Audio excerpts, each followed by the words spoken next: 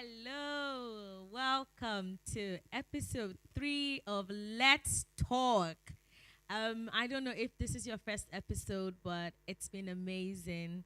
And I'd encourage you to visit our YouTube channel, Instagram handle for highlights, and then of course the full episode is on YouTube at RCCG the New House. It's been enlightening. We've had Mr. Benga Tapere and his beautiful wife come to speak to us. And today we have a special guest with us. Before I reveal my special guest, I'll give us a bit of background to him. But it's been quite an eye opener in the last 2 weeks. So I encourage you to go back and listen. Perhaps, yes, it's your first time and you have questions that might have been answered in the past 2 episodes. My guest today is the director of pre-sales for SAP West Africa. Somebody might be wondering what is SAP. So SAP is systems, application, and products rather in data processing. It's a German software, has global market share. Leading in enterprise, resource planning. He has over 22 years of experience in oil and gas, public sector, utilities, and manufacturing industries. Extensive experience in selling and implementing technological softwares and services. Also has experience in managing large IT transformation projects. Of course, the new house. Married to his beautiful wife, Mrs. Odwayo, and they have 3 lovely children. Please join me as I welcome Mr. Dapo Olulusi. Thank you very much. You're welcome, sir. Thank you. I'm so happy to have you join us today. And I'm sure that a lot of people are also happy. I've watched you from afar, and I like how you're my people call you like a silent Todogu. You don't talk a lot, but you are moving. So it's so beautiful to have you here today. Come and share your experience with us about, 22 years. It's not a joke. So, I'd let you just tell us what the past 22 years has been. Right, thank you. Thank you for the opportunity to be here. 22 years of career management consulting and SAP software sales. It's been quite interesting. I remember as an undergrad in the University of Ibadan, studying economics. In my second year, I was told that Arthur Anderson, they were in a hall and they were addressing some students. So they had selected the top students in the different departments, and they wanted to, run a test and do interviews. So even though it was for students in their final year, Yeah. I found a way of smuggling myself into into the hall. And that experience defined my career and my life in general. Because I got into that hall and I saw the level of professionalism, Yeah. the composure of the staff, and I desired it. I said to myself, one day I will be a professional just Yes. like these people. Yes. That's the power of having a vision. And I remember that every time my classmates spoke to me back then, my second year, third year, even my final year, I always said to them, once I leave the university, I will work for Anderson Consulting. So when I eventually got into my final year, Yeah. I had always had that vision. Having a vision is very powerful, particularly if you back it up with a lot of prayers and hard work. So eventually, my final year, I was invited by my department to participate in a test and interview by Arthur Anderson. So you were in year 1 when you snuck in. Yes, and in my final year, I made it to the top 10 students that were selected. So, the vision had been there all this while. So we wrote the test, Fortunately, I was part of those who were eventually selected, and I eventually got a job in that organization. I remember going back for the reunion a year after graduation, and people were talking about the organizations I work for. When I said to them that I worked for Anderson Consulting, they were shocked that you had been saying this since your second year. The power of the The tongue. power of the tongue. Over the years, I've seen the power of confessing what you want, having that vision in front of you, and then working hard towards it. So, I mean, when I got into that organization, the standards were very high. It was fairly difficult environment. The demand was quite high. But a few things I'm going to share with us, even during the course of today, about how to build a successful career. A lot relies on, showing visibility, excellence, hard work. I mean, developing very strong relationships, Yeah. and managing your boss. Very important. Absolutely. So we're going to talk about that in more detail. So that has defined my career and has helped me to be successful over the years. Spent some time under the consulting that eventually became Accenture, and from there moved on to SAP. So it's been a very rewarding career. I'm still looking forward to the future, but so far so good. Yeah. Thank you. Thank you. I mean, the introduction is also already insightful. So, I mean, I'm sure that the next hour would be an eye opener. We have a few questions here. Okay. I mean, again, it's let's talk. So, and we're going to be really like just learning how to become better at work, the All right. questions that tug at our hearts, and how we can actually just fly, as especially as Christians in the workplace. Absolutely. You talked about managing your boss. So I will start with that question. So the question says, how do I work with a boss who doesn't know the job, will not take responsibility as expected for the office that they occupy, in a bit not to be responsible when something goes wrong, and still will not turn around quickly? How do Right. I manage that kind of person? I mean, for me, I see it as an opportunity, and I'll talk about some of my experience over the years. Um, it is possible for you to work with a boss that may not have the level of skill and experience and expertise that is required for that role. But instead of seeing it as a problem, you should actually see it as an opportunity. Because over the years, I've seen that those who progress significantly in their career are those who work hard at making their boss shine. And those who have had problems, in my experience, with their career are those who have tried to outshine their boss or make their boss look bad, or compete with their boss. But I want him to shine. He's just refusing to shine. All right? So, I mean, I'll talk a bit about my experience. I've had instances where I've worked with a boss that did not have the requisite skill for the particular project that we worked on. So this particular project required a lot of coding.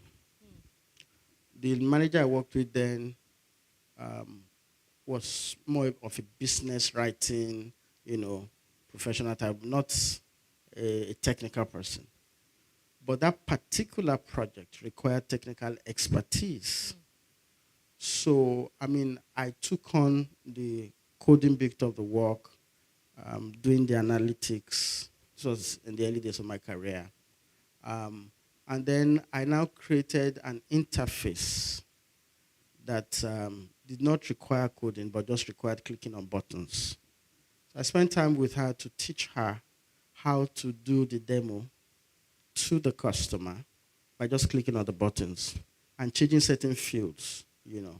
So it was difficult for her because she was not technically inclined, but I spent time, made it simple, explained to her, how to go about it. And it was one of the best performance reviews that I received in the early days of my career. And she went ahead to be a major supporter of my career throughout my time in their organization. I had a colleague that we worked together. She was slightly ahead of me. She was always fighting with this boss, always complaining that she did not know what to do, she was not competent. They were always arguing. And unfortunately, that woman became a problem for her throughout her career, always trying to get her out. So, if you work with a boss that seems to lack skill or experience in a certain area, take on the job as much as you can. You know, try to make the person shine. There are times when I've had to create presentation slides for my boss and then spend like an hour or two teaching the person line by line what to say, you know. And then when we get into the meeting, I don't try to outshine the person. I just keep quiet and I stay in the background and allow the person to shine. They will always remember. But are they people like, I mean, it's important for men to be teachable. Yeah, So when you have someone who is ahead of you, who is your reporting line, it's not teachable I understand. and just will not, it's a bit difficult. I mean, and that's where prayer comes in. I've not experienced it. And that's why we also need to combine work with prayers. But I have seen colleagues who have worked with bosses that lack competence and skill and are insecure.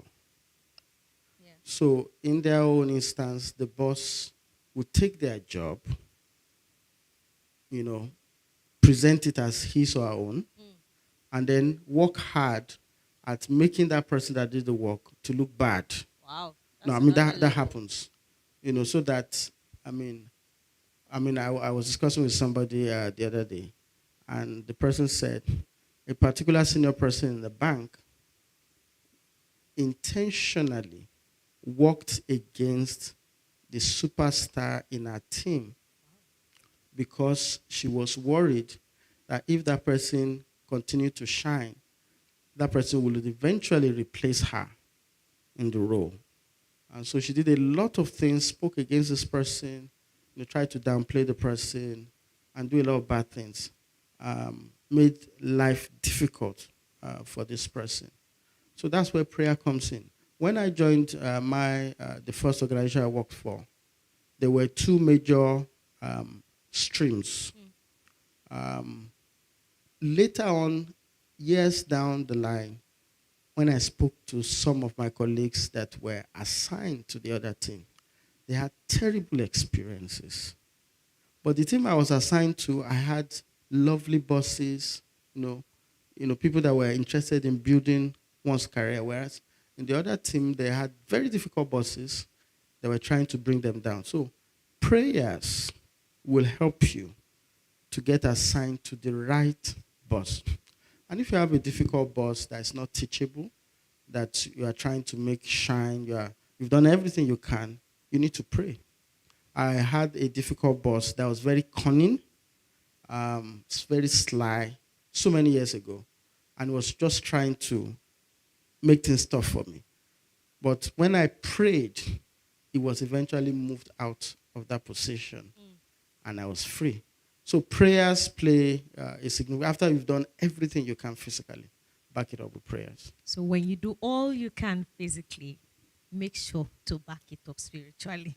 Absolutely. Absolutely. Amen. Thank you. I mean, one of the things you said would influence my second question, and it's how even from the beginning you had a bit of direction for your career. Now, so for an executive trainee who just got into um, an organization, I would say, let's say, for example, a bank, because usually when you go in as executive trainee, there's no clear path as to say is wherever they post you that you start off with first off. How do you, from your get go in an organization, map out yourself to say, I will so shine in this place that they will not have a choice but to recognize me? I mean, shining in the workplace it's absolutely critical for developing a good career, because I have had colleagues that had major problems in their career because they were too timid. You know, they did not want to be out there. They rather sit behind a desk, behind a computer, and just do the minimum required. And what then happens is, when it's time to make a decision on who to retain or who to let go, the boss is just, I don't really know this person, and therefore I can't vouch for this individual. So shining in an organization requires um, a lot of visibility. You need to ensure that you offer yourself. I remember some years ago, um, there was an opportunity to lead a team, to work on a particular project that I was not comfortable with. But it would give a lot of exposure to the senior executives. So it was like a two-edged sword. If you go out there and you put yourself out there and you mess up, you could truncate your career. Yeah. So I was offered the opportunity. My initial reaction um, was to reject the opportunity. But I have found out over the years that the major highlights of my career occurred when I took a risk. Um, so I decided to take the risk. I took on that opportunity. But not only did I take a risk, I took a calculated risk. So in other words, I spent time with the individual that was an expert in that area to understand what was required. And I mean, I led the project. It was successful. We made a presentation in Ethiopia to executives of a particular organization, and our executives were there. Um, so when I was making the presentation, they were asking a lot of questions. Who is this person? Which country is he from? How come we've not heard of him? He's doing a good job, you know. And, the interesting thing is that when it was time to downsize, the executives that were in that particular engagement remembered me. And they said, okay, we're going to downsize, we're going to shut down this particular unit. But there was an individual that made a presentation from this country when we were in Ethiopia. I want us to retain him. So I took the risk, and it paid off eventually. So shining in an organization requires taking risks, going out of your comfort zone, pushing yourself, going beyond the call of duty, improving yourself, learning. If you need to get a certification, go ahead. If you need to research on the internet, research. But be the best at what you do. Because once you get complacent and you're not adding value, you're not improving yourself, you have gotten used to a particular rhythm of working, you're not willing to research, you're not willing to push yourself. What then happens is that the person becomes expendable. The person is no longer outshining the others. It's no longer, adding value to the organization. So I always advise people, don't remain in your comfort zone. Research. Google is your friend. Go for certifications. Do a master's. Always seek to improve yourself, and you'll definitely shine. So to shine, you need to do the work. Yeah. You must be ready to dig in, get your hands dirty where it's Absolutely. required in terms of learning, Absolutely. understanding, being the best at the game, so that at least you make an impact and somebody's able to say, I met this person. Because you never can tell, I've also realized in the workplace, especially when your office is so big, sometimes even what you don't know, that's not your call, someone just wakes up and gives you a role to take. And at that point you can't say I don't know. And I think that's a lot of things, a lot of things people don't know. You don't say I don't know to a role. When you're given a job, go and do the work. Absolutely. Research. don't. It's not my field, and I'm my own is business development. I don't know Mm-hmm. anything about finance. You Mm-hmm. need to put in the work because Spot on. there's nothing as being like all round, being an all Mm-hmm. rounder. Mm-hmm. Where yes, you might not be an expert in all the areas, but the fact that you're also able to hold conversations when these various places, topics rather, are going on is very critical in creating an impression that lasts even when you've left the room. So I Absolutely. hope somebody picks something from that. One of the things I'm hearing from a lot of things from what you said is also the role of office politics. Okay. So, um, I mean, especially if you've been in an office where there's been management change, you know that usually when the new management comes, he would bring his own people. Mm-hmm.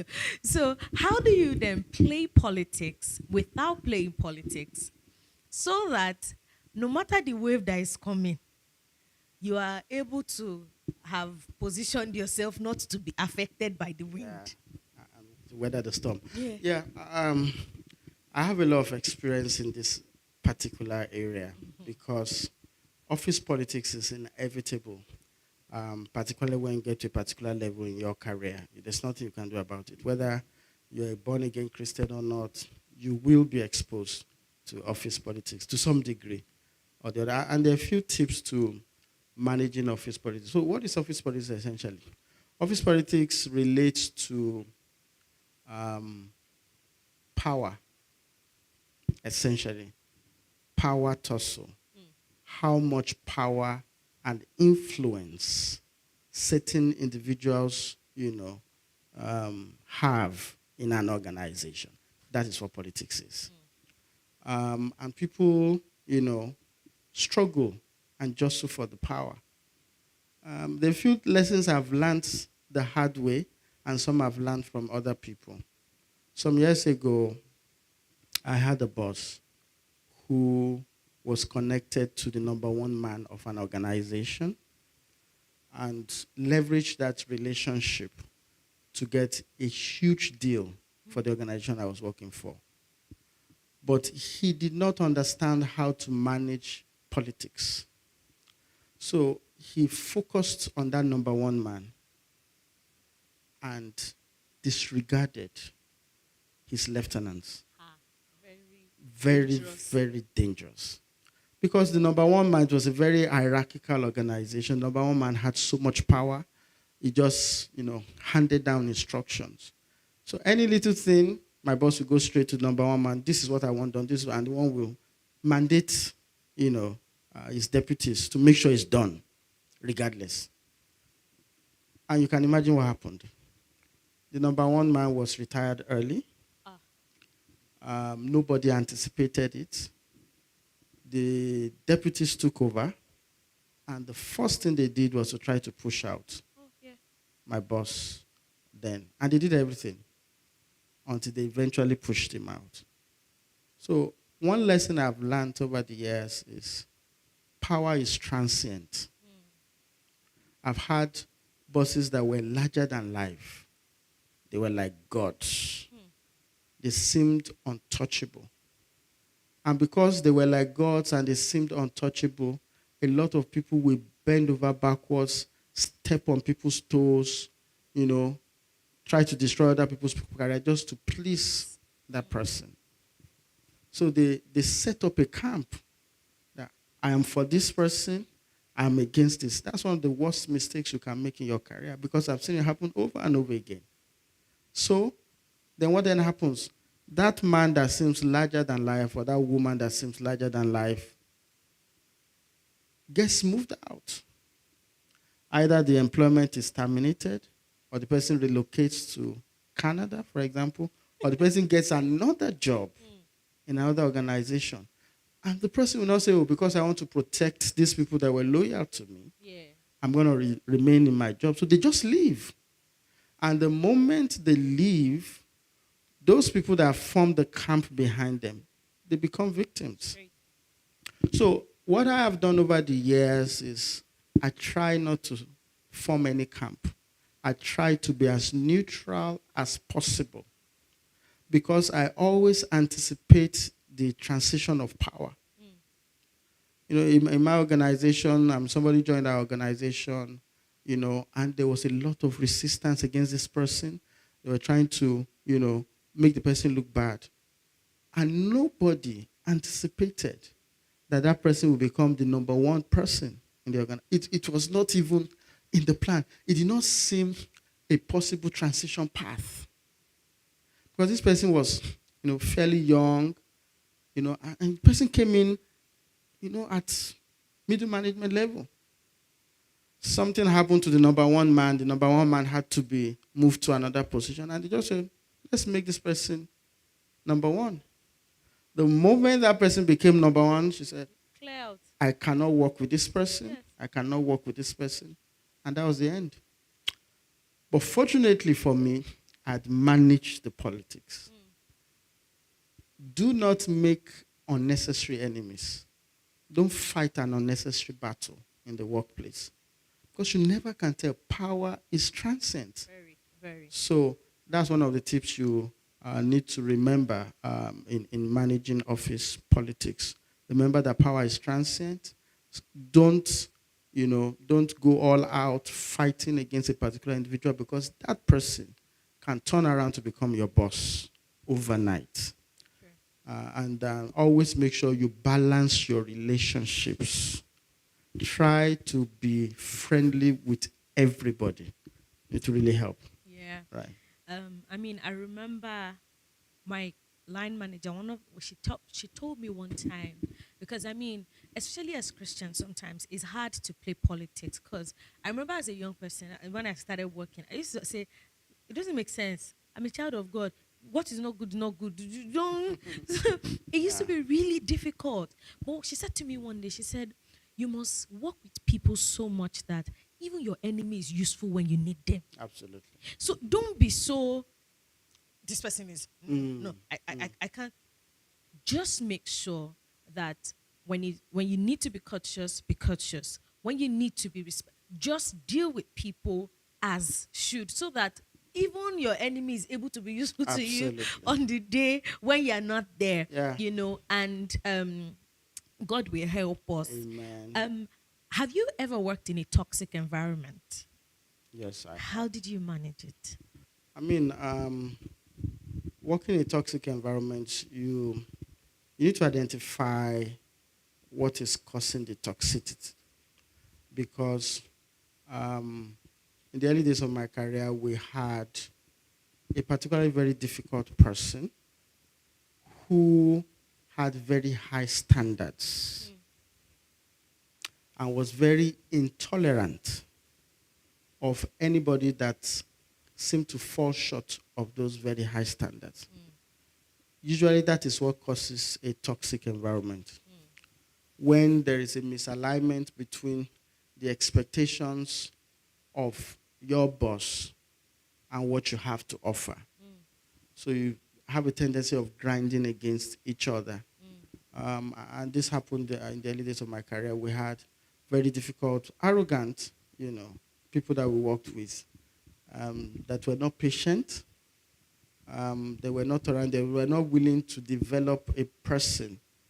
They just wanted you to come ready-made, and to hit the ground running. And if you did not come ready-made and you not hit the ground running, they go all out. In fact, we've had instances where some have even gone to HR to check the recruitment process to say, how was this individual recruited, into this organization? So you need to find what is causing the toxic environment. And what I have done over the years is, if I realize, I remember I was working on a particular project, and the not my boss, but somebody that I worked with was not happy. And was constantly, giving us a tough time. So I spent time to really understand what really is the problem. So I eventually spoke to him, and he said, the reason why I'm not happy is because you are not carrying me along on your line of work. I need you to carry me along. And so what I did was I went to meet him in his hotel room. And I sat down and I spoke to him. I said, what really is the problem? He explained the problem to me. I said to him, not to worry.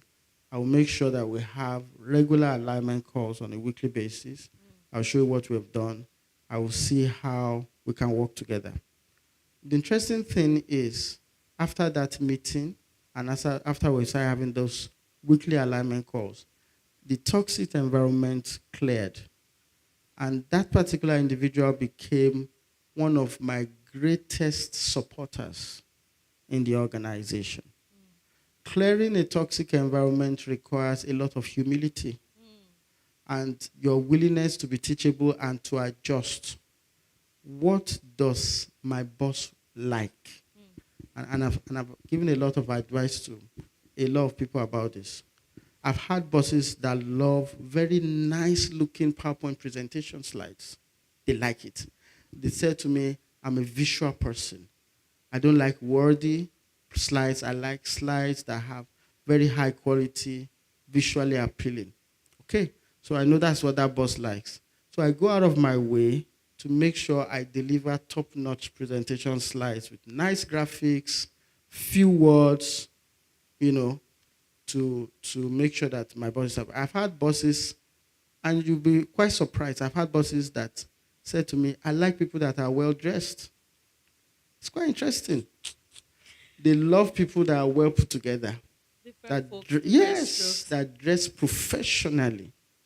And at the point in time when we were about to convert some contract staff to full-time employees, and one of the staff that had deep technical skills was considered, that my boss said, no, it doesn't dress well.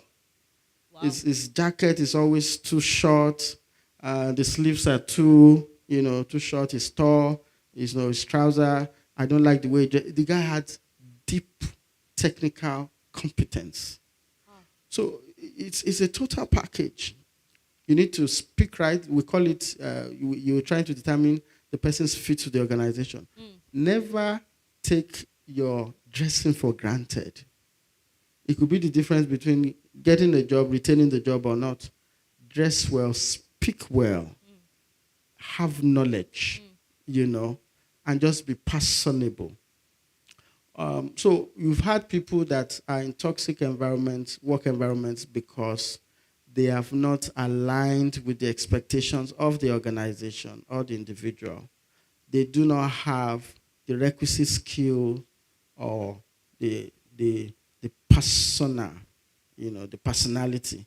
They're not well refined. They're a bit rough around the edges. Yeah. And sometimes people just don't like such people. But occasionally you may come across a toxic environment that's caused by somebody that's just insecure. You've dressed well, you are very good at your job, you speak well, you're a well-tuned professional, but somebody is insecure because of your excellence and just wants to get you out. So in such an instance, you need to pray.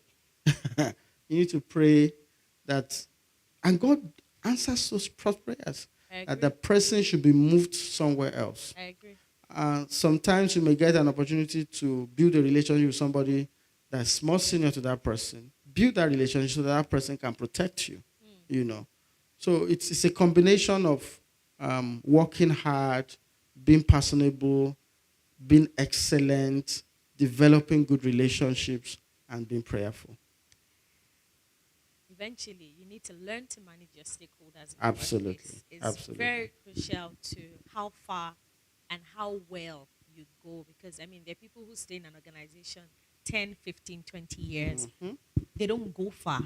And someone else shows up 5 years, 7 years, and the person is flying, in the same organization. So management of your stakeholders really determines how well and how far you would go. But we all know that there are meetings where your how well and how far might not really matter. It's a function of who is able to stick the neck out for you. Absolutely. At that point. That is true. How do you get a sponsor in the workplace? All right. I have had sponsors all my career. People that speak up for me in meetings that I cannot attend because of my level at that time. Yeah. People that push my career, that ensure that I get a double promotion if that's the stage where I'm at, or to ensure that I am removed from a list of people to be downsized. And I call them destiny helpers, you know, because those people have defined, it's because of such people, there are about 5 of them. Because of such people that I am still, in my professional career today. But there is something that is unique to all these 5 people that triggered the relationship we had. One thing is that all of them had unique needs at different points in time that I was able to fulfill. You know, all of them require somebody that will go beyond the call of duty. Yeah. And I was able to step up to that. All of them require somebody that could develop a good relationship with them, and I was able to develop that. The 5 sponsors I've had, coincidentally, have been arch enemies of some of my colleagues. Just to show you that you are largely responsible for your career. You may find some impossible people occasionally, but most of the time, getting a sponsor is largely dependent on how you're able to develop good relationships. So many of my colleagues have had difficult careers, lost their jobs just because they've found it very difficult to develop very good interpersonal relationship, particularly with the people that matter. So to get a sponsor in the workplace, you must add value to the individual. There must be something that you have that they need. There must be some value you are adding to them. Because if you are not, so right now I've come to become quite senior in my organization, and I have a lot of people that I work with. There are some individuals that are not value adding. They're not adding value to me. It's very difficult to get them to do their jobs. I had a particular individual that I worked with. She was responsible. We're bringing in some expatriates. Okay. Very interesting story. We're bringing in some expatriates to do a demo for a big company in Nigeria. And all she had to do was to take care of the logistics. Okay. Sort out the visas, invitation letters, all those things. And inform this person 2 or 3 weeks before they were to arrive in the country. Get these letters ready, get this done. I kept following up, I'll do it. She just kept delaying and delaying and delaying. Until it got to a point where they had to escalate to me, and I went, this is taking too long. Just get this invitation letter across to them so they can apply for their visas. So she eventually did it, sent the invitation letter to the individuals coming, but she was using a template. So she did not remove the name of the person she used the same template for previously. So you had a difference between the name and the passport number. So there was an error that they could not work on. And it was, on a letterheaded paper signed. So this person identified the error, sent it back to me. Your colleague made a mistake. So I called her to say, there is a mistake on the letter you sent. Can you please change it? And she said to me, did you not see my out of office response? I beg your pardon. I am not in the office. I am on vacation. I cannot attend to this. And I said to her, I understand you're on vacation, but by the time you come back from vacation, it will be too late. The meeting will be over. All you need to do is log into your laptop, change the name, and send it back. It will not take you more than 2 minutes. She refused. Wow. So I had to go out of the country, find somebody else to make the corrections. And I eventually got them into the country. Years later, it was time to downsize. And they were asking questions, and her name came up. And somebody said, why don't you go and defend? I said, no, I'm not going to do that. I'm not going to sponsor her. I'm not going to support her because I almost always get escalations about her work. Poor work ethics, lack of excellence, terrible, you know, um, Interpersonal. interpersonal relationship, a bad character. And this person is born again, tongue talking, worker in the church. I'm also born again, but I will not support bad behavior. Mm. So you need to add value. Find out that person that you want to sponsor, what value can you add to the person? Mm. How can you take the load off this person? Mm. How can you support this person one way or the other? And may not be something that even relates to the work.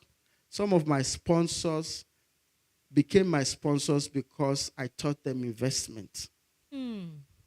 I told them, you get paid this much, you need to set up this account, you need to buy foreign shares. This is how to buy it. I was on their case. The deadline is around the corner.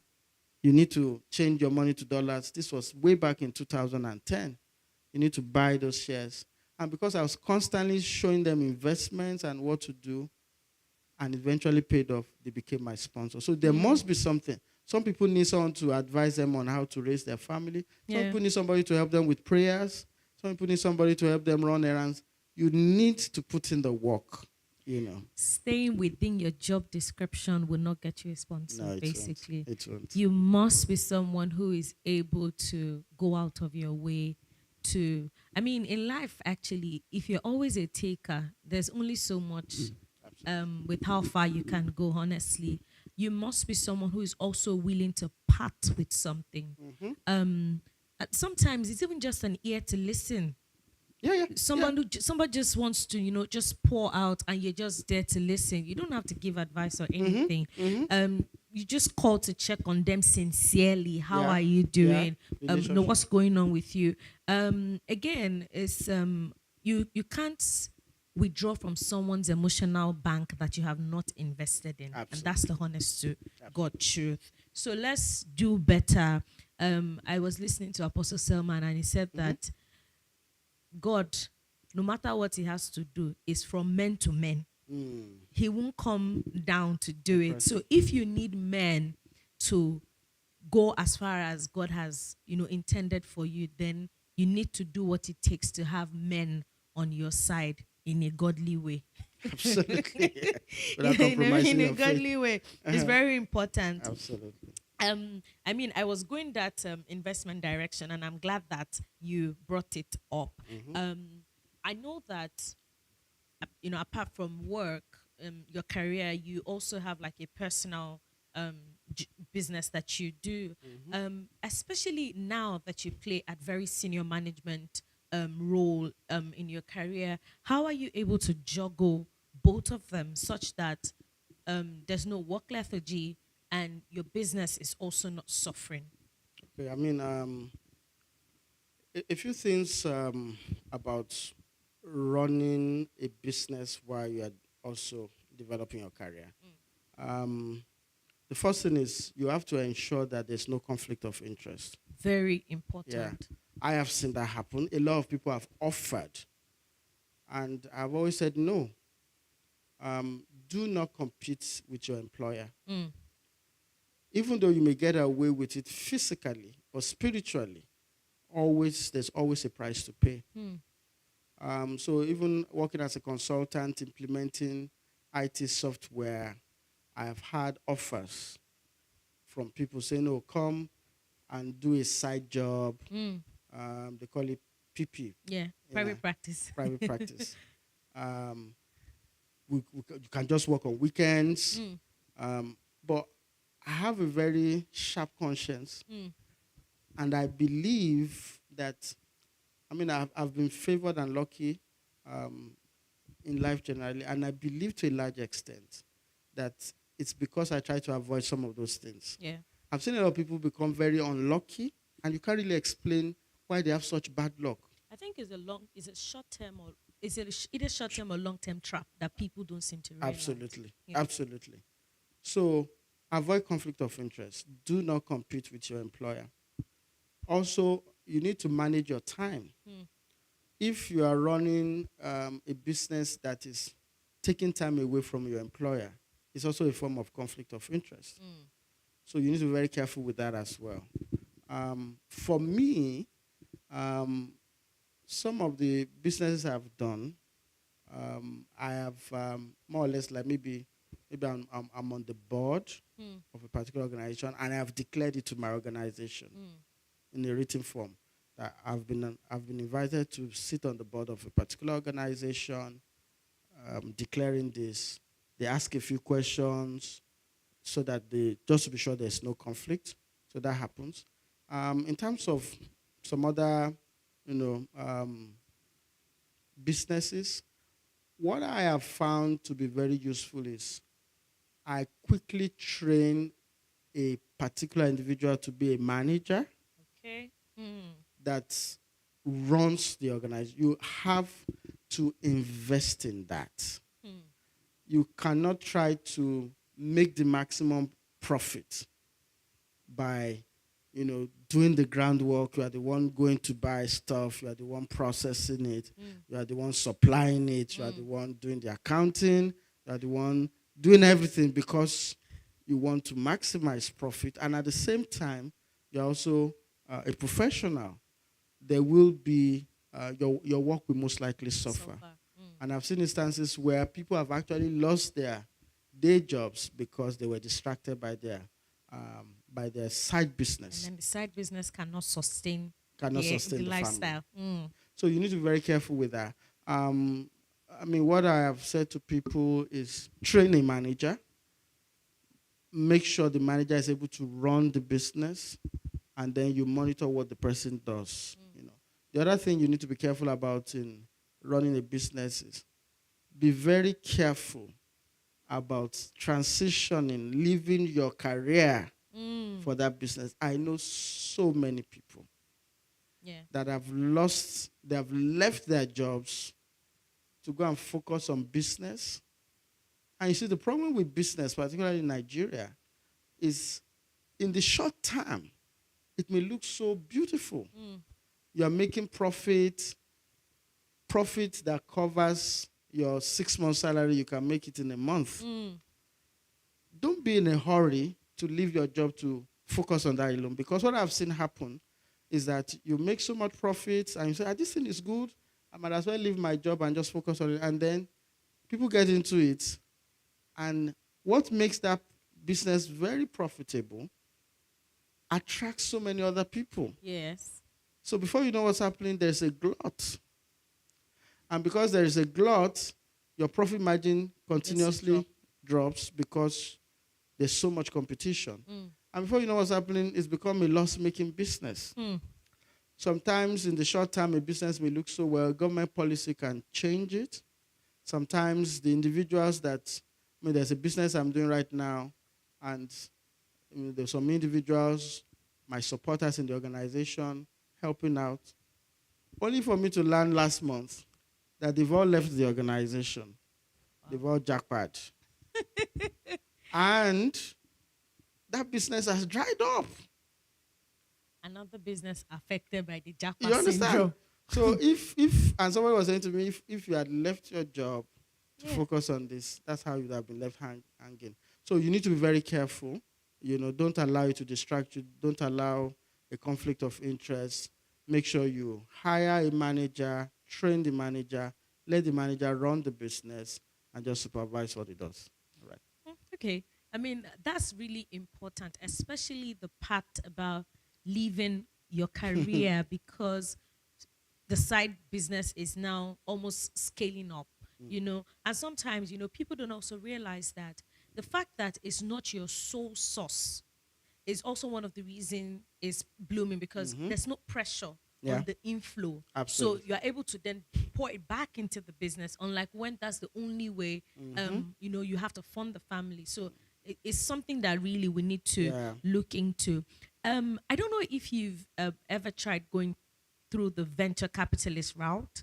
So you have a business is doing well to some extent, but you want to scale up, and you don't have the required amount of capital to scale up, even though it looks promising and all that. What are the things that you've considered put in place to be able to, speak to people to say, these are my numbers and all that, and I'd like you to come and invest.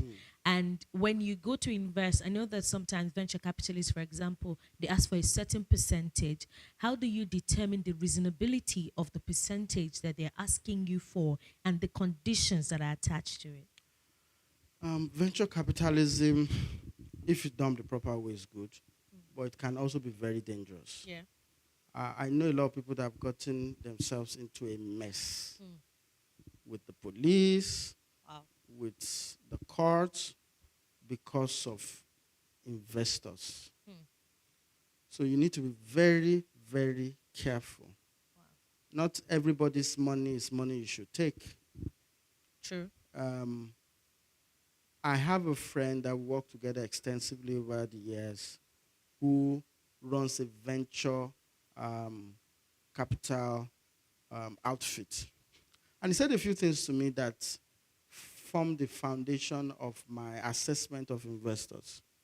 He said they focus more on the personality Mm. of the investor rather than his money. Mm.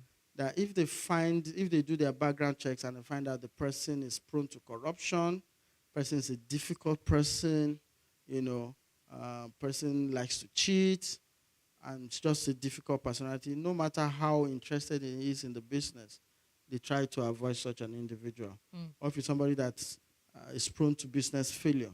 Mm. But the moment you get invested into your business, they can try to detect the business. Sometimes they don't.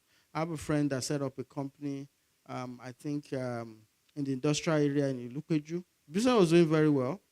We're making money. I think they were producing, I can't remember, maybe plastics or something. And they wanted to scale up. Um, it was very promising. I think they approached the banks. The banks were demanding for collateral, landed property in Ikoyi and all that difficult. So he decided to speak to individual investors.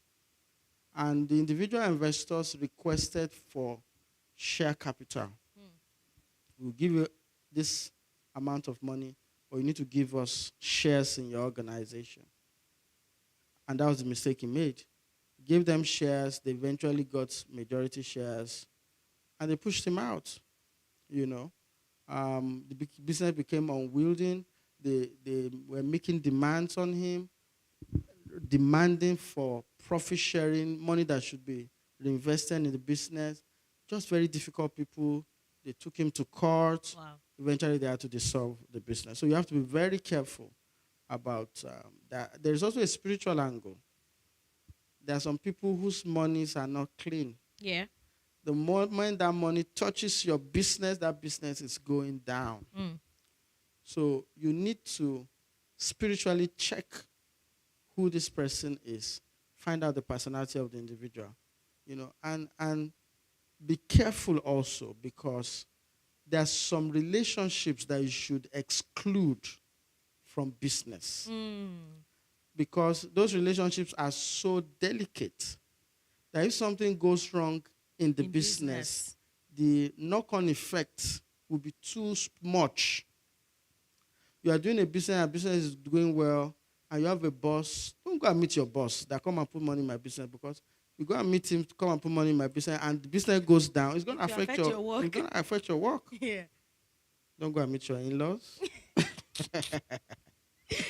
You can meet your in-laws for money for your business, because if something goes wrong with the business, it's going to affect your relationship with your in-laws. So just be very careful. When you have your numbers right, you can engage an accountant to evaluate your company, to come up with a reasonable, share, dividend payout structure, all those accounting things. You can do that. And you can actually, my recommendation is approach a venture capitalist, a company that does that. Yeah. Be very careful about approaching the general public for money. Mm. be very careful about certain family and friends. Just be careful. Yeah. So, I mean, if your numbers are right, you will always get investors, but just be very careful. Very critical. I know that you mentioned investment, when you were talking about sponsorship, your sponsors rather. At what point is the right time to start investing? All right. Um, I remember I was preaching a message in church the other day um, about the principles of divine financial prosperity. Mm. I think one of the best decisions I made was to give a mandate to HR the first year I started working to deduct 10% of my monthly income after tax and use that money to buy foreign shares. The reason why I made that decision was that I found out that the moment the money gets to my hand, it's gone. Somebody will Always come up. call. I need something. Somebody's about to die. School fee. The money will just Go. disappear. You know. So if it does not get to me, I don't spend what I don't I have. don't spend what I don't have. So they deduct from source Mm. and they set up that um, foreign account, and they were buying the shares when the naira was below 100 naira to the dollar. You had the good days, You know, you had the good it was days. so many years ago, um, the day of military government. So the money the dollar was below, and they bought the shares consistently over the years. And those shares I still have today. Now the dollar is 1,130. Some of those shares we bought then were at $40 per share then. Yeah. They are now $300 per share. The thing about the shares is that it's a unit. Yeah. So we bought it at 40 and it's now 200. You sell it at 200. So my advice to people is from the first day you start earning an income, whether you are doing a business or you're a career person, be disciplined Mm. to set up an investment vehicle. Two major investment vehicles I recommend, particularly for business people. You must set up a pension account. I have a lot of business people that don't have pensions. The money comes, you just spend it. Because at a point in time, you may not be able to work. Things may not be as rosy as it is right now. The value of the pension is you can't touch it. Mm. If you buy property, you can still sell it.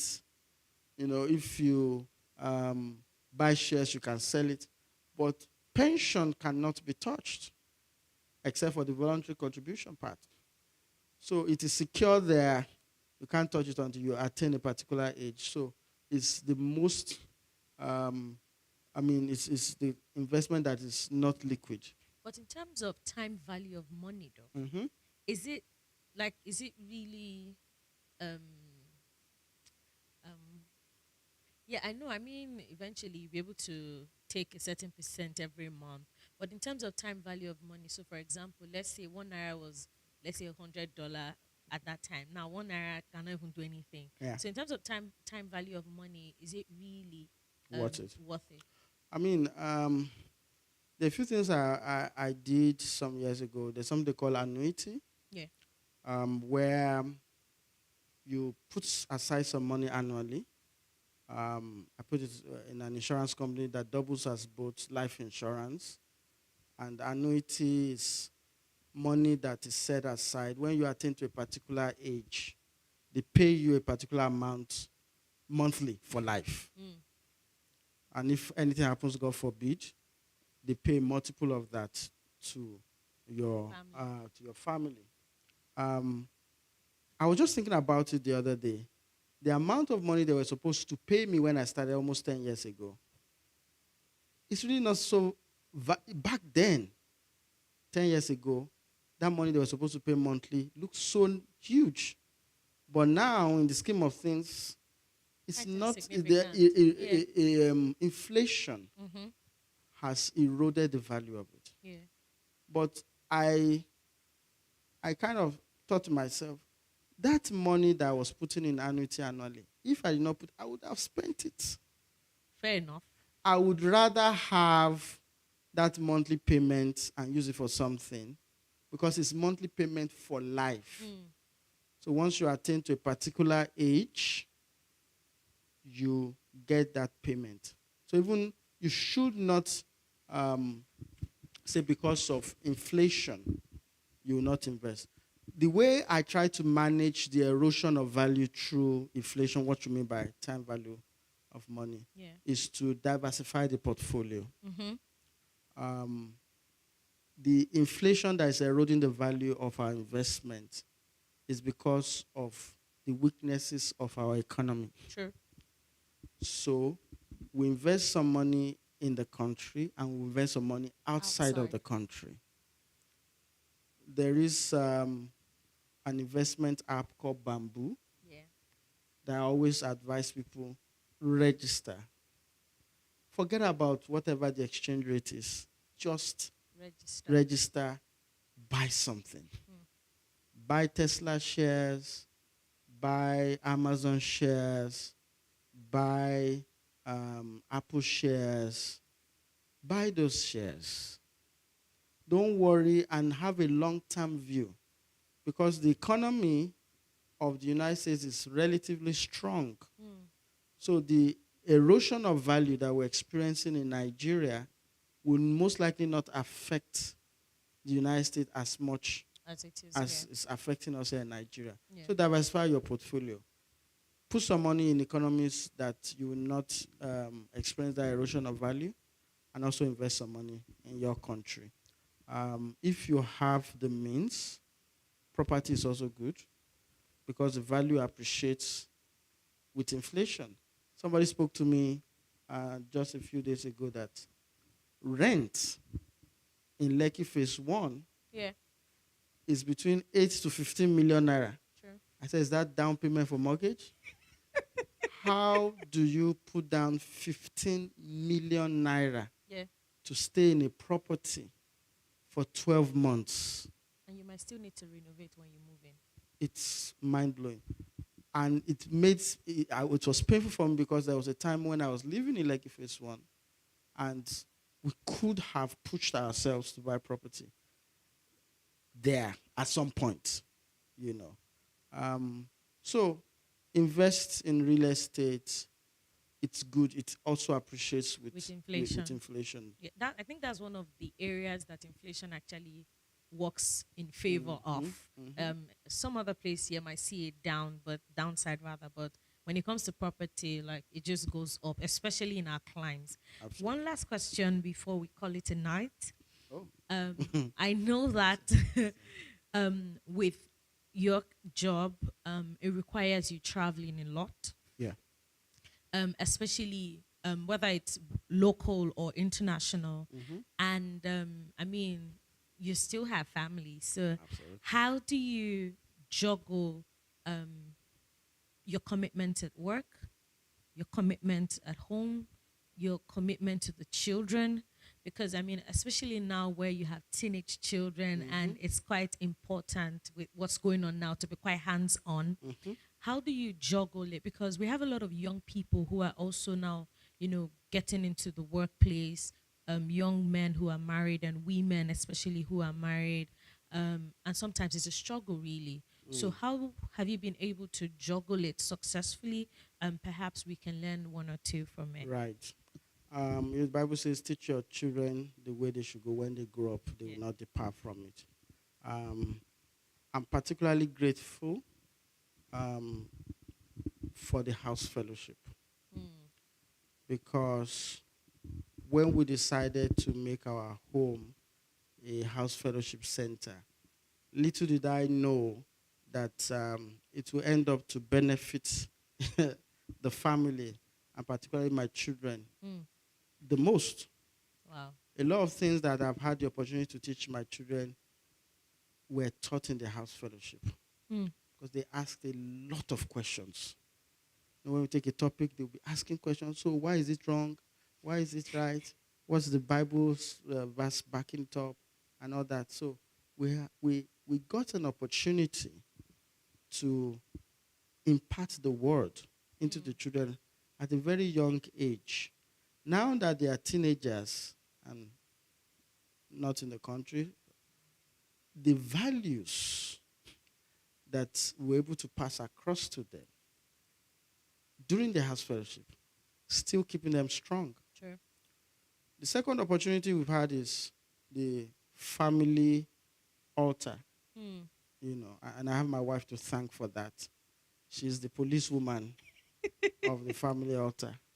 We must have it today. No matter what, no matter how tired, she insists that we pray and share the scripture. So we take a particular verse of scripture and we ask the children to interpret. Mm. So they try to interpret, I try to teach them. Over the years, it's helped them to understand, the Bible, and they also read it on their own. Laying hands on the children, praying for them, it's also very important. But when COVID struck, Yeah. and we had to get them laptops to work, to study from home, it exposed a lot of children to the internet Yes. prematurely. And it's only a matter of time that the children will start investigating and checking things. So in recent times, I've had to install a solution on their computers that monitor where they go to. what they search, what size they visit. It's called Net Nanny. Net Nanny. NETNANNY. And I, full disclosure, I have this stuff for your phones and your laptops. I run the report regularly to see what you have been searching for, what sites you visited, just to make sure that there is accountability. Very important. So apart from studies, they look at a lot of memes nowadays and all that. Yes. So, that also helps to control things. Being a person that travels a lot, also a minister of the gospel, also a family man, requires a lot of wisdom and managing time carefully. Because sometimes you can actually overstretch yourself. Yeah. And there's always the temptation to ignore one in order to fulfill the other. So sometimes I deliberately turn down certain things that can erode family time. Okay. Sometimes we go on vacation. I don't like a situation where I'm the man, let the wife and children go on vacation while I stay back in Nigeria and hustle. No. We go together so we can have time to bond with the children and get to know them better. You need to balance things. Even in ministry, you must have backups. Because there are some times when work requires travel, and it may clash with ministration. So you should have a situation where there are other pastors that can step in. Also, the investment in people coming up. Absolutely. You need to give people an opportunity to grow spiritually by exposing them to opportunities to minister in one dimension or the other, so that things can be balanced. Because I keep talking about Paul Yonggi Cho. Paul Yonggi Cho, in the early days of his ministry, did everything in ministry. He would be the one to do everything. He abandoned his family, abandoned his health, until he had a major health crisis. And God spoke to him. He was bedridden for, I think, almost 6 months before he became David Yonggi Cho. And it was there God spoke to him that you need to balance things. So as ministers of the gospel, as professional executives, as family people, you must allocate time for each of those areas and delegate your responsibilities. There's absolutely nothing wrong with it. Delegation. It is God's work. It is God's family. He will take care of it. Just do your part and trust in God to take care of the rest. Thank you. Thank Right. you. Sorry, I have one question that I omitted. This is not career related, but I mean we're at Let's Talk. This person's question says, please, when I was a child, I used to have a dream seeing myself with actresses. And even till date, I have those dreams, even though not so often. Then when I grew up, everywhere he went to, I suppose, church, he would be ministered to say he had the gift of ministry. But he's confused. He or she is confused and doesn't know what to really do, even though they have passion for acting and they still have a lot to discover about themselves. So they know like how to manage like the purpose and where God has assigned them to be. So the person really needs like advice on Mhm. how to really go about that. All right. I mean, I've always said to people, be careful about your passions. Your passions can make or mar. Just be careful. Growing up, I was an artist. I love to draw. Oh, I used to represent my school in drawing competitions. wow. But I thank my dad. He kept coming to my room and say, there is no money in this thing you are doing. You need to develop a professional career. I will complain, argue, then start seizing my comics, Wow. taking my drawings away. And, my mom would bring me arts teachers. They'll teach me how to do sculpture and all that. So I wanted to become an artist. Hmm. But imagine, not that being an artist is a bad thing, Mm. but I just had to be careful. Mm. So I've always said to people, you need to weigh the risks. You can pursue your passion and your dream on the side, Mm. but you must have something that Something puts food on the table. very important. Because if you give yield to your passion in its entirety, you may become poor. But I will not say you should kill your dreams, Yeah. but just approach it carefully. Mm. I mean, speaking to some of my friends and even my children, you hear 3 or 4 things that the Gen Zs talk about. You can imagine. Blogger. Blogger. I want to be an influencer. Yes. I want to be a content creator. Yes. And they will be fighting. My good friend spent millions on giving his son the most expensive education. And then the boy turns around to say he wants to become a content creator. The fights, they will be arguing. Because that's what I have passion for.